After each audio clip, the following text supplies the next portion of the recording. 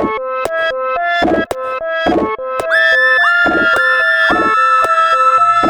Helen. And I'm Liz. And we're sisters, Scientists. and lifelong X-Files fans. And this is We Want to Believe. Oh, man, sorry. I'm just like... You haven't had coffee yet. I haven't had coffee yet. That's awful. Okay, so...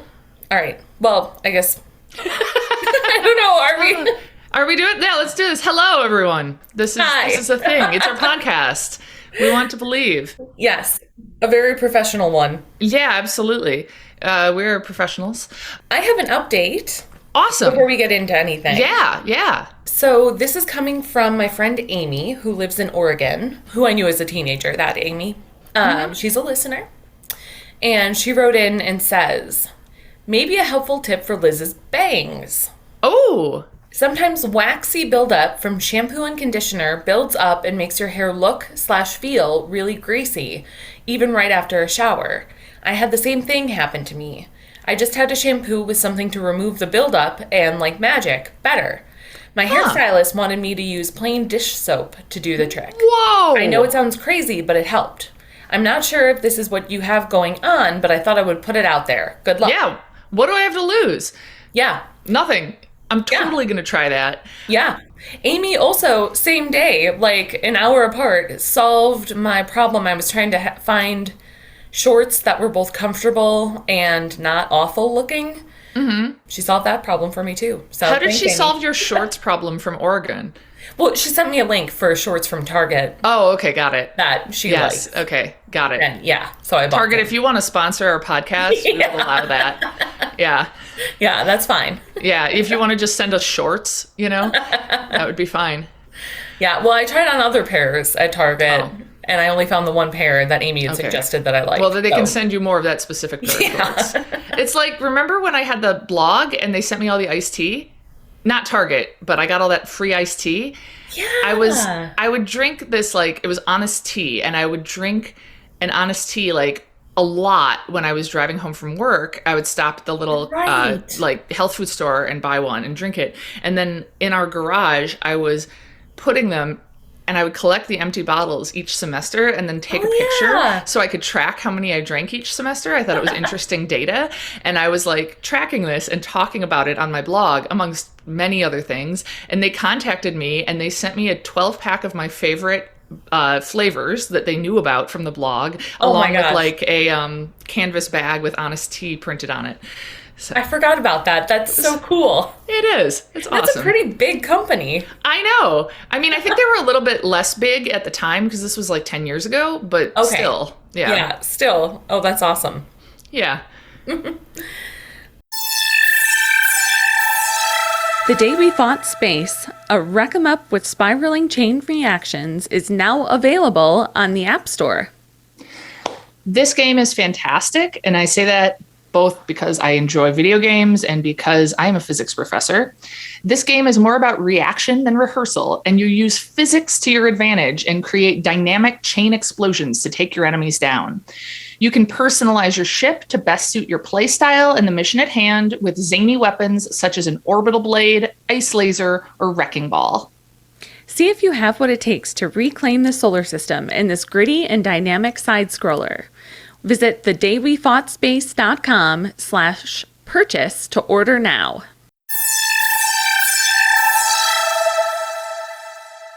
Okay, so Lazarus?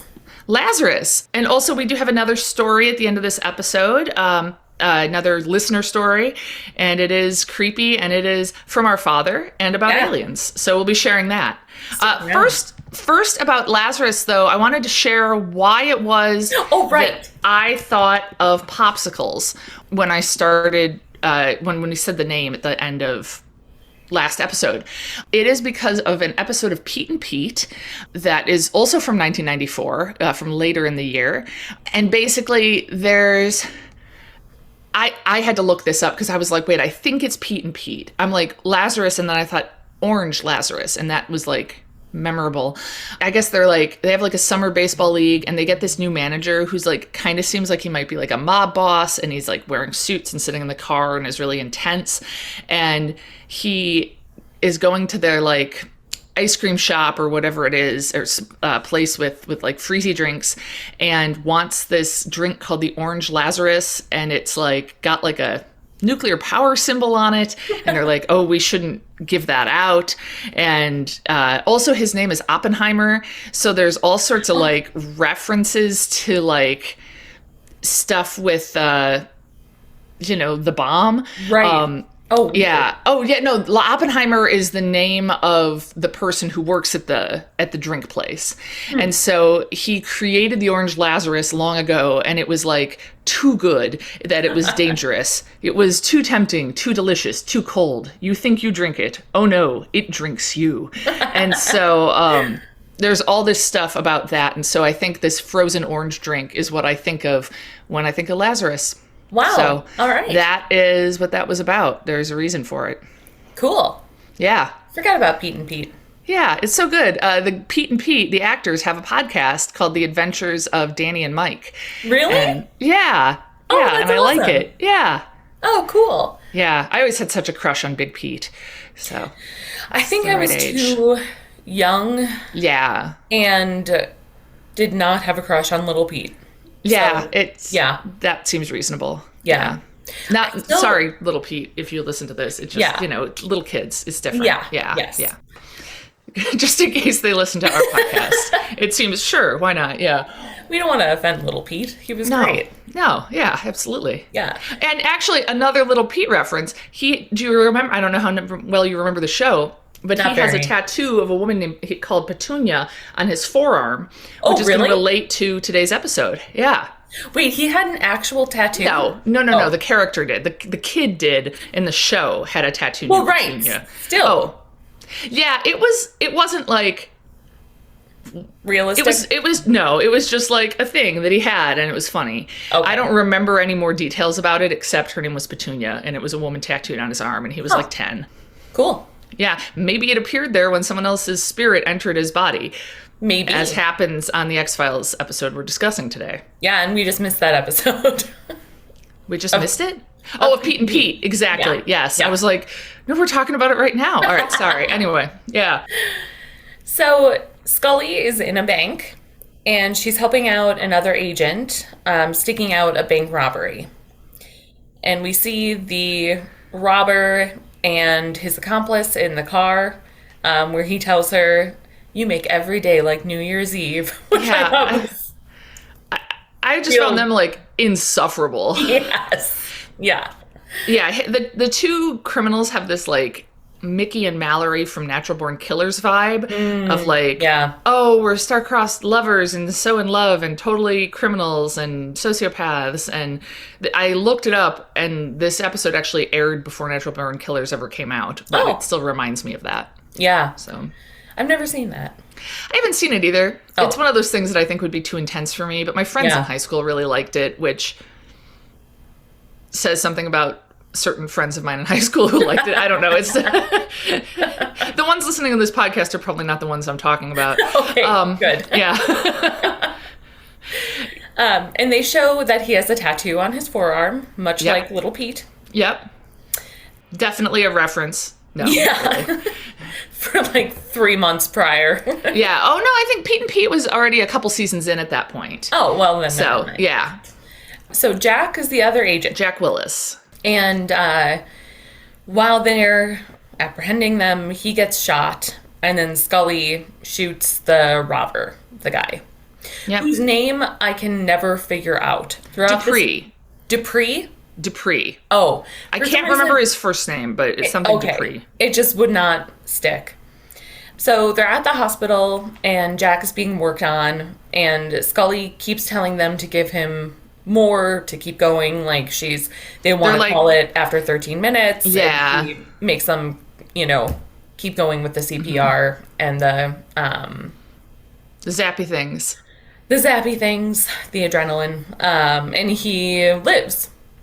And we see when they're zapping him, the dead robber's body in the background is jumping when they zap Jack Willis, the Didn't notice agent. that. Yeah, it's brief. It's because they're all looking at Jack Willis, Yeah. and they're going zap. And then when they zap him, the robber's body jumps, Oh. like it's being zapped. I must have been taking notes on my phone Yeah. at that point. Fair enough. It's quick. Yeah. Cool. I mean, not, but No. Yeah. Yeah. So Jack wakes up and he's acting creepy. He's alone and he just alone. kind of leaves. Goes down to the morgue. And Uninterrupted. Yeah. I gotta think that most hospitals aren't just like, oh, you want to just walk in and go in the morgue and like, that's cool. yeah. I'll just let you do that. You want to go poke around and look at the different bodies? Sure. Yeah. But yeah. he does. Yeah. And he looks at Dupree. Yep. Pulls him out of the drawer. Yep. And he cuts his fingers off in order to get to his wedding ring. And I gotta say, let's say it's me, okay? Yeah. And this happens to me. Now, I'm not a sociopath bank robber, so it is different. My marriage to Adam is very important to me. Sure. And I would absolutely try and go and get back to Adam if I was like suddenly in a new body. Yeah. What I would not do is go find my own corpse and get the ring, because the ring, not that important. It's just a ring. I like my wedding rings and my wedding ring and my engagement ring quite a bit. Enough to cut off my own fingers? No. You're thinking about it. I'm thinking about it. Yeah. I mean, my engagement ring was our great grandma's. Oh, so So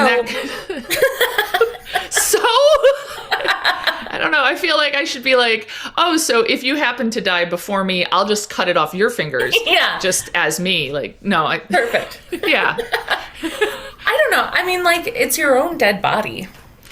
I know that, but I think that would make it worse. I think it would make it better. Agree to disagree. Okay. I don't know. You're like, I'm in a different body. I'm looking down. There's my own body, and I'm just like snip, snip, snip, getting those fingers to get the ring off. Also, I don't know. My rings fit loosely enough. I think you could probably just pull them off. I don't know. Mine don't. Yeah. I actually, if anyone, here's a listener question. This is a big mystery.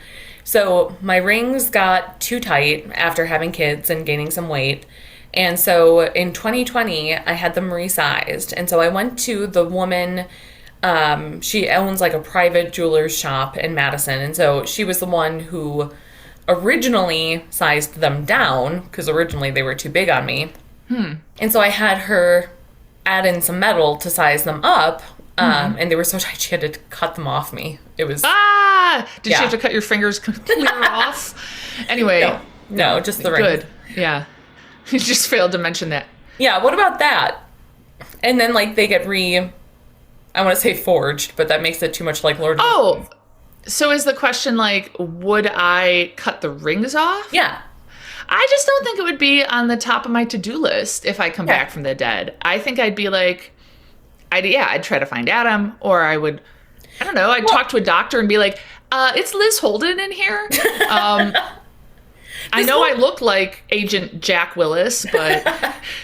This whole thing reminded me of the movie Soul. Have you seen it? No, I never saw. I don't think I've ever even heard of it. Oh, it's good. It's a Disney movie, Disney Pixar. Oh, yeah. I didn't see it, but I can picture it now. Wait, what is this movie about? This episode reminded you of it? Well, so a guy dies, and he goes to some sort of, like, intermediary afterworld, and he's trying to get back to his body. And somewhere along the way, he ends up switching with a cat, and so like the cat ends up in the afterlife, and he ends up in the cat's body. And so it's like this this little girl voiced by Tina Fey, like a pre-soul who hasn't been to Earth yet, is in his body, and he's in the cat's body. Okay, got it. So yeah, it is sort of like that with less violence. Yes, okay, much. cool. Yeah. Anyway, what was I know it was super off topic. Oh, my rings. I need listener feedback. Oh, yeah. Actually, Amy, she used to work at Tiffany's for a while, so perhaps here we go. Save the day again. Yeah. So I got them sized up, so they added in more metal. And when I tried to pay her, she acted really nice about it and was like, oh, no, it's fine. Like, it was like a tiny amount. It would, like I was using just some leftover white gold. It's fine. But whenever I go swimming, whenever my rings are exposed to chlorine, that small section of both of them turns black. What? Yes. And I cannot figure out what metal that would be, but my guess is not white gold. Me too. Yeah. Oh my God. Ooh, that seems like chemistry. Wolf, our resident chemist listener, or Josh, you got anything? Yeah, and it comes back. So like right now I haven't... So it turns back to the regular right now, color? Yeah, it's like a mood ring for swimming. It's like the girl in Mean Girls being able to tell if it's raining. There's a 90% chance I'm swimming. Anyway, so then we see Mulder and Scully in the morgue. Yes. And they're like, he's missing 3 fingers. 3, Helen. That's a lot of fingers. Yeah. Yeah, but like... All right, I guess I should let it go. I'm sorry. On. Yeah. And Jack had apparently been chasing this guy for a long time, so they're kind of talking about that. They mentioned they're still looking for the woman. They know that he had an accomplice, and they're still looking for her. Lulu Phillips. Yep. And Lula. Lula. Oh, yes, Lula. I was thinking of Lulu, the dog. Oh. Yes. Yeah. She's not a bank robber. Yeah, at some point in my notes, her name changes from Lula to Lulu. Oh. I see that now. No, anyway. It's like Lula Rowe. Oh, yes. Yes, not Lululemon. Yes. So Mulder notices that the dead robber's wedding ring is missing. It was on one of those fingers. Mm-hmm. So we see Jack break into a house looking for Lula, who's the woman. Zach wants to know where he got that weird-ass sweater jacket. That was his one comment of the episode. Oh, I know where. Wait, really? We see him in the hospital. He's, like, in a gown, and he's like, I'm just going to get out of bed. And he creeps into another patient's room and steals his clothes. Oh, I did not get that. Yeah, and they also show him, like, ready to kill the other patient real quick. If he comes out, he's, like, got a little rope, and he's like, I'm ready to strangle. How did I miss that? I don't know. He must have been really typing away. And then it's like nothing comes to it. So he's like, oh, I guess I don't have to strangle you. And he goes down to the morgue. Yeah. Okay, well, Zach. Question answered, Zach. Yeah. Yeah. So as he's walking around the house, he notices that his tattoo on his forearm is starting to reappear. Which I love the implications of. I steal someone else's body and then all my tattoos reappear. Ooh, yeah. That is cool. Yeah. Actually, tomorrow I have a consult for a new tattoo. Ooh, oh, that's exciting. It is. So Mulder then shows Scully Jack's EKG from after he was revived. Right. And talks about how he flatlined for 14 minutes. That made me think of the movie Flatliners. Oh, yeah. The real commercials intense. for Flatliners scared me so much when I was a kid. Yeah. Like, just the commercials. Ooh. I used to watch it a lot because of Elijah Wood. But what? He was in the movie. What? Did they remake it? No. Are you Wasn't sure? Elijah Wood in Flatliners? Flatliners is from like 1990. Pause.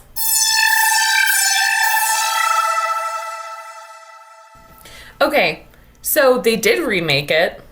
Not with Elijah Wood. Elliot Page was in it, which I don't remember. That was in 2017. Oh. But I used to watch the 1991, and I must just be confusing it with another movie as well. Because no, Elijah Wood was not in that. Kiefer Sutherland, Kevin Bacon, Julia Roberts. Yeah. William Baldwin. Anyway. One apologies. of the Mr. Baldwins. Yes. Okay. So the EKG looks like there are 2 heartbeats. I'm not going to get into the science of how that's wrong. That seems unnecessary. I mean, when we have tattoos reappearing on bodies when you're possessed, the implication that the man has suddenly magically 2 hearts, we'll just let it go. Yeah. Yep. I really enjoyed it sounded like a quote from a movie poster when Mulder's like, 2 men died, 1 man came back. The question is, which one? I could just see it written on a movie poster. Yeah. And he talks about how for a period of time, both of them were dead. Right. And they go to some I don't know, random dude in a doctor jacket to talk about near-death experiences. God, it says it's the U of Maryland Department of Biology. And I just felt like, here we go. We We went to some sort of local university to talk to a bananas anthropology professor. And now we go to a random university to talk to a bananas biology professor. I feel like I cannot get a break in the representation of my profession. You can't, but if it makes you feel any better, we got that episode with the particle accelerator coming up, and I have a feeling it's going to be rough. Oh, that's true. I do know there's an episode later on with an archaeologist, and they're like in the mountains and carrying a gun, and they're like way cooler than both these guys. So that'll redeem me slightly. Unless they turn out to be that type that you hate where they're like stealing artifacts. I don't remember. I don't believe they are. Okay. Yeah. Is this the one where they're like drinking some, you know what? We'll get there. Okay. Yeah. So anyway, they're talking to some dude in a white coat because, everyone wears a white coat if you're a PhD in the sciences at all, right? And he claims that half of people who have near-death experiences can no longer wear watches. Well, I did some research. Did you? I was the Helen of this episode. Yes! I looked up peer-reviewed journal articles, and okay, so here's the thing. I was like, this is from a peer-reviewed scholarly journal. Yeah. Awesome. And then I was like, the journal is the Journal of Near-Death Studies. So I was like, but I mean, it's... What's the impact factor? I don't know what that means. Oh. So you're my stats person. That's the thing. I was looking at these numbers and I never got deep into stats, and I don't, any stats I learned, I don't remember.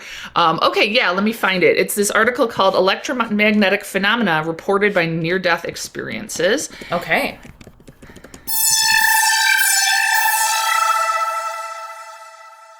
Okay. So first of all, I cannot find... it is reported as not having an impact factor, this journal. So that's something to keep in mind.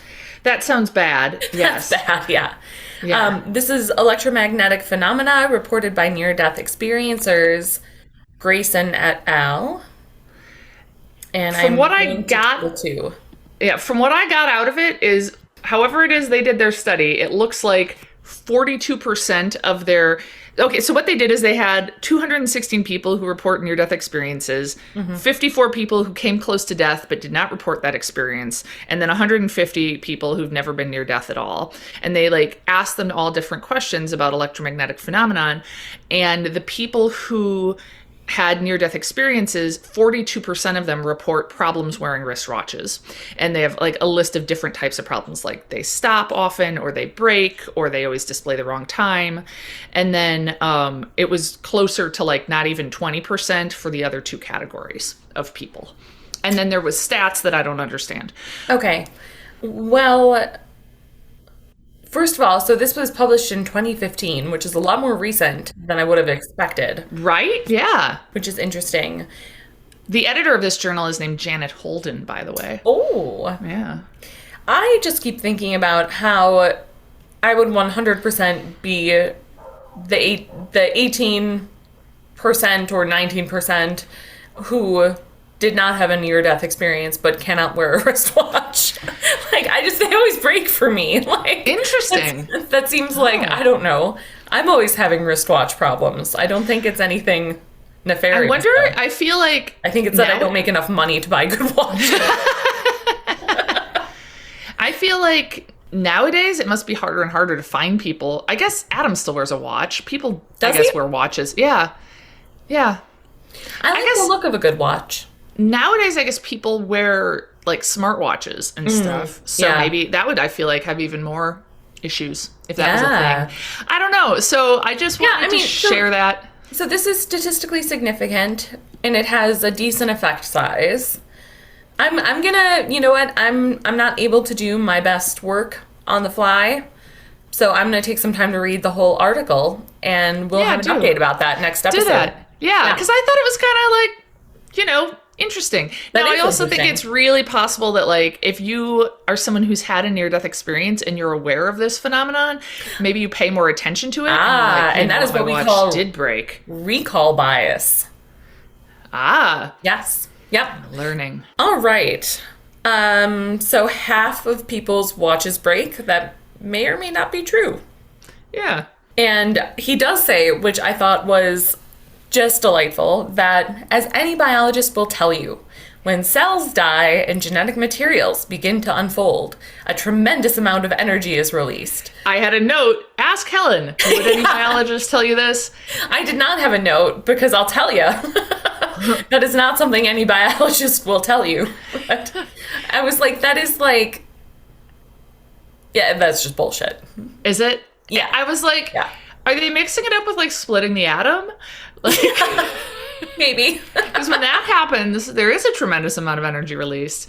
I mean, no, like, it takes energy to unravel genetic material. In Like, other words, you have to put energy in. Yeah. In order to do that. There's no energy coming out from that. That makes sense. Yeah. We also find out here that Scully and Jack dated for almost a year. Yeah. That he was her instructor in the academy. Which is so sketchy, and they don't So talk sketchy. about that. Oh my Yeah. Yeah. god. Ew. Yeah. Yeah. And that they have the same birthday. Which is like a throwaway line that I think gets used really well later in the episode. It does.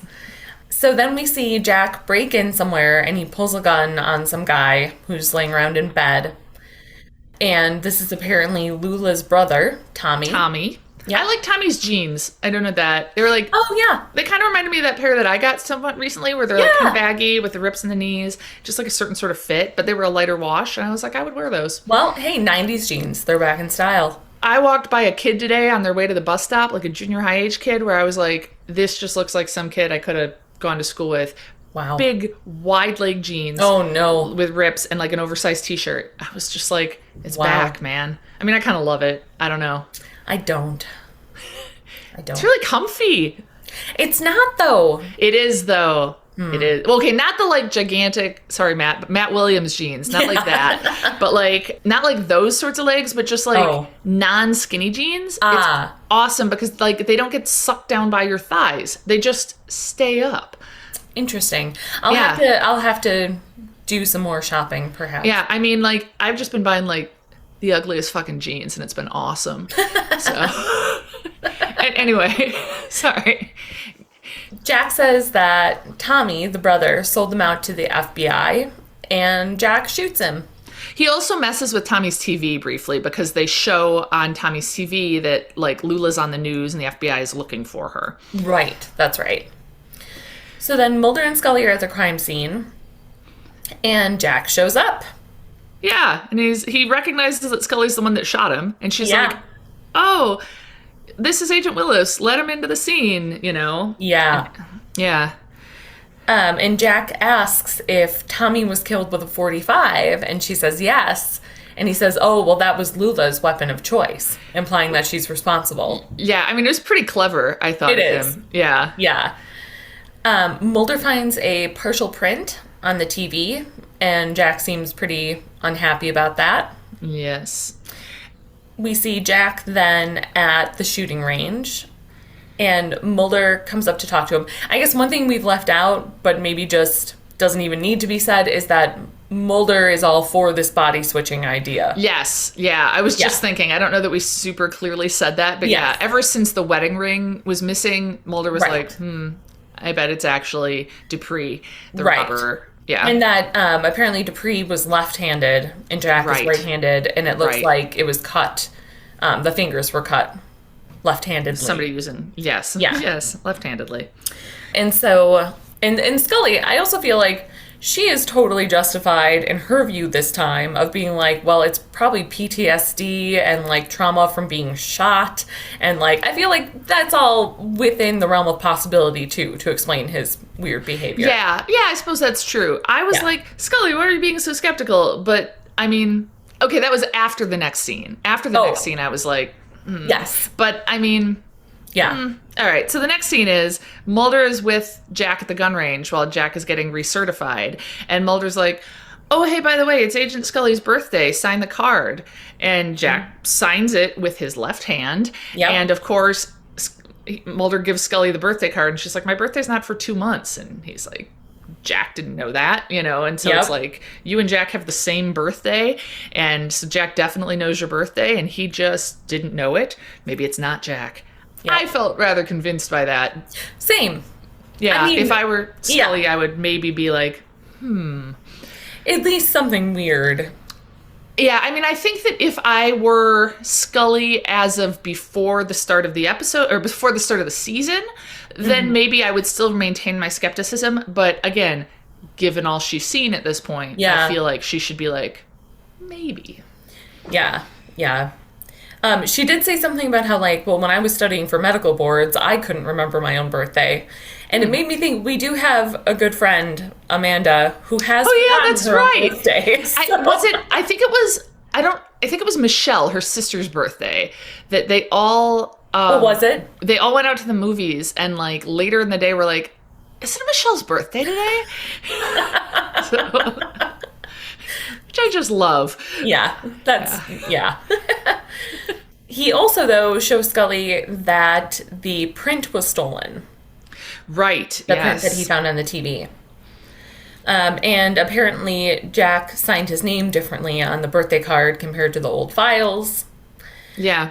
So Jack thinks that he knows where Lula is. He gets a call, like gets a somebody call. reports having seen Lula. Yes, and so him and Scully go to the apartment together. They have I felt was a really unnecessary scene where they talked to Mr. Moltrovich, the landlord who called it in, and I just felt like, why do I know this man's name? Why did we see any of this? I couldn't figure that out. Whatever. Yeah. Yeah. It's nice to see Mr. Moltrovich, some dude. I don't know. Yeah. The landlord. Yeah.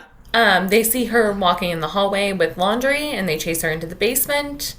Her and Scully get into a fight, and Scully gets her and cuffs her. Yep. And so then Jack comes up, and he picks up the gun, but then tosses handcuffs to Scully, and she's like, oh no, I already cuffed her. And he says, no, they're for you. Dun, dun, dun. And so he forces her to put on the cuffs. And so him and Lula start talking, and he explains what happened and is trying to convince her that it's him. And we see this going on for what seems like a really long time. I was like, again, to mention how insufferable I find this couple. Yeah. What did we do after we got married? Yeah.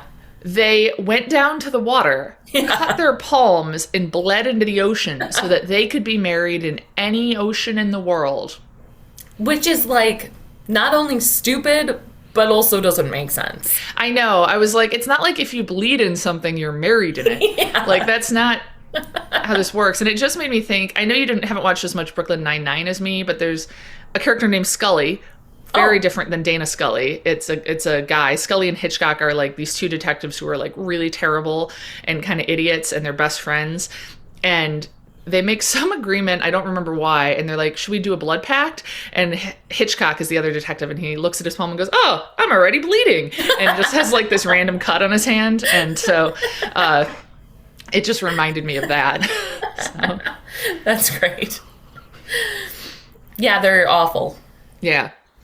Yeah, I hate Lula and Dupree.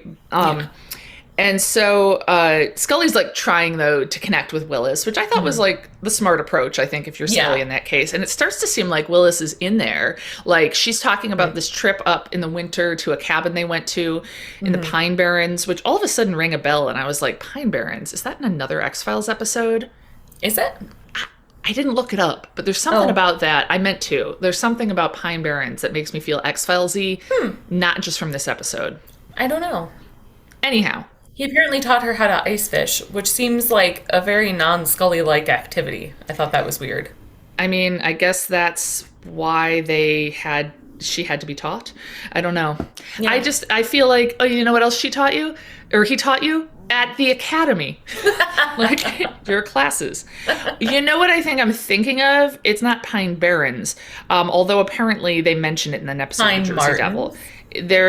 No. The Pine Bluff variant is an episode, a really intense episode. Yes. Yeah. Yes. Ooh, Yeah. Speaking of cutting off fingers and such. I don't remember that. We'll get there. Yeah. Yeah. So Dupree is mad that Scully let him die at the expense of Jack, that they didn't try harder To save to Dupree's save body. him. Yeah. And that's when Scully notices that he's been drinking soda, Yep. if you will. And Scully tells them that Jack was diabetic, and this is, Gonna a be bad. idea. Yeah. Yep. So like Mulder is like investigating, and they find out that like a convenience store was or pharmacy was robbed for a bunch of diabetic supplies, insulin and such. Yeah. And it's in the area where they think he might be. And so Mulder's like, this could be where Scully is. Because, Right. She's been abducted, and they realize, Lula and Willis, they don't know exactly the situation, but they know Scully's abducted. Right. Oh, right, because he calls, doesn't he? Willis Yeah. calls Mulder. Yeah. Mm-hmm. And, makes it clear that Scully's she's there. being held for ransom. She's alive, Yeah. but yeah. Scully is trying to help him take the insulin, but Lula makes her put it down at gunpoint and says that it wasn't her brother who set him up, it was her. Dun, dun, dun. Which I was totally surprised by. I was, I too. didn't see that twist coming. No, That was I didn't nice. either. Yeah. So Lula calls Mulder and says she wants $1 million for Scully. $1 million. Yeah. And then They they were show able- Mulder analyzing the phone call with an audio engineer, and I just want to say this is what I picture Zach doing. Zach, is this how it is? It's all these different knobs, and it's I also the audio engineer says at one point I'll apply the Z14 filter, and I googled that to see if it's a real thing. I didn't look very hard. It seems to be a filter for cameras, not for sound. Probably it's made up. Maybe it's also a filter for sound. I'm not an audio engineer. Yeah, but it we had have an update. It reminded me of the trope of zoom in, and it becomes really clear. It was the audio version of that. Yeah. Because they're able, in the conversation Lula has with Mulder, they're able to hear in the background the engine of a small plane. Right. And that it's taking off. And so that helps them pinpoint where they could be. And we're going to pause for a little bit of math, because Ooh. now it's my time. I was thinking that there was probably math involved. Because Mulder says, as he's talking to the team of officials who are going to go and look on this case, he says, if you'll remember from your 9th grade math, and I'm like, I'm ready for this. So You remember your ninth grade math. Says here's where this airport is, and here's the flight path, and he draws this triangle on a map of Baltimore, and he's and you'll remember from 9th grade math, this should have an area of about 3 square miles. And I was I thought about, okay, I know the formula for the area of a triangle. I guess I could verify this. It seems watching it, he just drew a triangle and told us that. You'd have to actually know the distances involved, and I could have estimated that, but I didn't care to. But the next part he says is 3 square miles, that's roughly about 1,000 houses. We have 100 officers who can check about 30 houses per man per hour. And then he estimates how long this will take. And I thought, oh, okay, maybe I'll check this. This seems like it would be a good math problem. Okay, you have 1,000 houses. You have 100 officers. How many houses per officer? 10? Correct. Okay, good. Okay. So each officer must check 10 houses, roughly. Right. And they can check 30 houses per man per hour. So about how long should this take? If they could do 30 in an hour and they only need to do 10. 1/3 of an hour? Yeah, 20 minutes, third of an hour, right? Okay. Right. And they're all going simultaneously, so the whole thing should take about 20 minutes. Mm-hmm. Yeah. Mulder says about 1,000 houses, 30 houses per man per hour, 100 officers, so it should take about 3 hours. And I was like, okay, I guess 3 hours. And then I was like, wait, no, that would be almost 10,000 houses.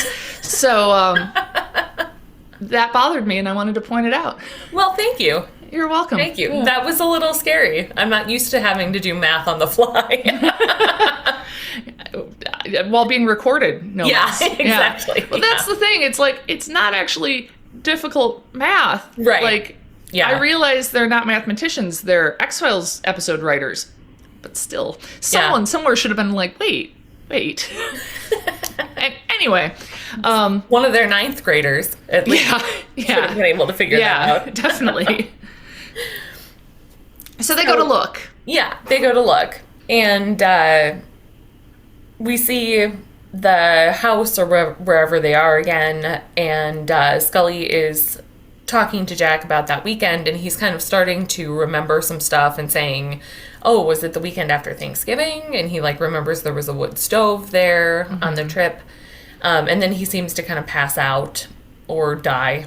And there's a knock at the door, and it's supposedly a minister, but it's actually an FBI agent that tells the other agents that, yes, Lula answered the door. She's there. One of those people checking the houses. So then Lula goes into where Jack and Scully are, and Jack was pretending to be dead, and he grabs Lula's gun when she gets close enough and shoots her as the agents burst in. Yeah. And, I mean, Dupree ends up dying too. Yeah, right. Or Jack, if you will. Yeah. He dies. He is actually dead this time too. And we see his tattoo fade out as that's happening. Which, again, I like the implications, like, do tattoos follow you to heaven? That's kind of cool. And then we see Scully packing up Jack's things, and Mulder brought her his watch, which said, "Happy 35th birthday, love D," on the back. And she notices that his watch stopped at the exact time he went into cardiac arrest at the hospital. Dun, dun, dun. I don't know. I felt like that was like, at that point, wasn't everything you just saw far weirder, Scully? But, I mean, I guess. Yeah. Well, we'll hopefully have watch updates. I'll have watch updates. Okay, excellent. Yes. Yeah. Bring us watch updates. Yes. And next is Young at Heart, which is familiar, but I can't remember. Yeah, we've already talked about this on this podcast, but I just keep picturing the movie Cocoon, which is not what this is. I looked very briefly at the summary, and it said something about, like, a guy who's in jail who's already dead is trying to get Mulder, which sounds like a combination of the possibly, but also specifically like a combination of this episode and Beyond the Sea. Yeah. Like, okay. Yeah, we'll see. We'll see. All right. Do you want to tell us our listener story? And it's a shame I couldn't just record it directly, because he told it very nicely. It was the summer of 1966. Ah, okay. And so he would have been 10 for context. And this is in Pennsylvania, outside nearest to Pittsburgh, and they can see. They're standing in their backyard, him and his family, and they can see, it's nighttime, on this hill, kind of in the distance, they can see about 1,000 or 2,000 feet up, not super high, are lights hovering there that have never been there before. And then they start kind of like moving erratically, and then they'll just hover in place over that site. Our Aunt Sally took a picture of it, but the picture did not come out. And they were all just kind of watching it. My dad... Our Aunt Sally, this is our dad's aunt, so she would have been an adult. At the time. Yeah. And my dad later found out that this was over Nike sites. He said, "Do you know what Nike sites are?" And I said, No. I guess that during the Cold War, there were like little ballistic missile sites all over the U.S. so that if there was an attack, they'd be like in place to shoot stuff down. Okay. And so there was one of those kind of in that area over that hill. And so our grandpa and great-grandpa, so my dad's dad and my dad's grandpa, jumped in the car to take off after it, but then it disappeared. And there were tons of sightings in this area of the country in the late 60s. Oh, really? So this was, he didn't know it at the time, but yeah, he said if you look it up, 66, 67, in that time, you look in Pennsylvania, there's a lot of UFO sightings in this like patch. So man, I just got rid of my newspaperarchives.com subscription. Oh, come on. I just got rid of it. Come on. God damn it. Anyway. So he didn't mention this today, but this is what I remembered, is that apparently they didn't really talk about this. And until years later, I no longer recall what the situation was, but our dad and our Uncle Chuck, his brother, were driving somewhere cross country when out of nowhere one of them went, "You ever think about how we never talk about the UFO?" And they were like, "Yeah. Huh. That's weird." They kept driving. That's the most Holden response to anything. I think they thought it was almost mystical, or my dad did. Like, Yeah. what, this happened and we just don't speak about it. It's kind Oh, of like see, to weird. me, it was like, well, we, That's what we family do. history, Yeah. just not talking about anything. Yeah. So, yeah. like, Fair. that tracks. Yeah. So then I asked him who should play you if Mulder and Scully yeah. were to investigate this. And so he took the question clearly as like, who should play him if it were getting investigated today? Oh, okay. And so he said, well, obviously I should choose an actor that looks the most like me. So I would choose George Clooney. And and then he said, or maybe Frank Zappa. But then he answered the question seriously, and he said, I think that Michael Keaton would be a good choice. And I think he's right. Yes, I have always thought that I've always thought Michael Keaton looks like our Uncle Chuck, his Oh, younger I could brother. see that. Yeah. I just Yeah. feel like our dad and Michael Keaton Totally. have like a similar vibe. Yeah. Oh, totally. Yeah. Yeah, I think that's a good answer. Yeah. Yeah. Yeah. Cool. Huh. I don't know. I Yeah. have more questions. Yeah, But I know. no one has answers. I mean, he would have been the only person there who's still alive who would have been older is our Aunt Linda, who only would have Yeah. been 1 year older Yeah. than her dad. Yeah. So. Well, no, Grandma could have been there. Oh, right. Yeah, somehow, I don't know, Grandma never got I don't brought up picture in the Grandma story. in this scene. Yeah, it's all Yeah. of the other, like, not her part of the family or whatever. They seem more, less Yeah. UFO-y. I don't know what I Yeah. mean by that, but it feels true. The O'Donnells are less More UFO-y. Irish. I don't know. Like, they don't have UFOs in Ireland. I don't know. I don't, yeah. I don't think that, well, I We're do both think going they to Ireland this year. We'll find Yeah, out. that's true. Well, look, I'll Yeah. take a look. Yeah. I do think that like crop circles were a thing in England first, Yeah. actually. So Yeah. But well, that's not we know Ireland. the English. they have crop circles. I don't know. Yeah. I feel like you could kind of say that confidently about anything, and it'll just sound right. Like, well, you know. And it's like, oh yes, even though it means nothing. Not that you meant it that way, but I one meant it could. more like, well, those English were their colonial ways, keeping down the Irish and Scottish, and keeping them from having aliens. no, more like maybe the aliens are involved. Oh, In Britain's power. Yes. Okay, I'm really glad that we elaborated on this because Yeah. I think we've uncovered a possible conspiracy. I think so too. This is the sort of alien conspiracy that I'm in favor of. Not did aliens build the pyramids, but did aliens help the English be Yeah. real dicks throughout history? Yeah. Yes. That I can get behind. Yeah. And In fact, I there's will- a Doctor Who episode, I believe, where like high ups in the British government are these like lizard people. Which is why whenever like people talk about the conspiracy theories, like that some people believe lizard people actually are in charge.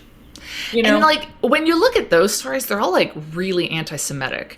Yes, they are. Yeah. No, it's terrible. Like Don't you hate how there's like X-Files fun conspiracies and then you get like actual terrible people believing horrible things and you're like, no, I just want to have fun and believe something insane. And then it's Yeah. like, no, I'm going to believe actual terrible things like, Beyonce sacrifices children or whatever.